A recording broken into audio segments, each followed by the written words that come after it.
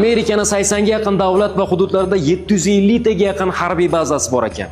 Bulardan 120 tasi Yaponiyada, 119 tasi Germaniyada, 73 tasi Janubiy Koreyada, 44 tasi Italiyada, 25 tasi Angliyada, 60 taga yaqini esa Yaqin Sharq jo'rafiyasida joylashgan ekan va 100 taga yaqini Osiyo va Tinch okeanlarida. 170 ming yoki bo'lmasam 220 mingga yaqin askar bu harbiy bazalarda faoliyat yuritayotgani taxmin qilinar ekan. Bu harbiy bazalarda ba'zilari harbiy baza, ba'zilari esa logistik markaz. Nimaga desangiz, uchoqlarga yog'li qo'yish, kerak bo'lganda askarlarni dam oldirib olish markazlari. Bu harbiy bazalarning maqsadi ittifoqdosh davlatlarda qo'llab-quvvatlash, qarshi bo'lganlarni esa tiyib turish. Mana nimaga diplomatiyada yumshoq siyosat kerak. Hissiyot kerak emas. Ko'pchilik aytadi, nimaga arablar hech narsa qilmayapti? Chunki dunyo qulflanib qolgan, mahkum bo'lib. Geografiya mahkumlarini o'qidingizmi? Bir marotaba o'qing. Dunyoga real ko'z bilan qarash kerak.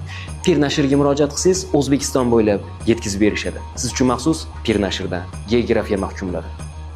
Real ko'z bilan qarash kerak. Salomat bo'ling. Siz uchun maxsus Turkiston News. Yana ham ko'proq ma'lumotlar uchun obuna bo'lishni unutmang. Telegram va Instagram kanallarimizga.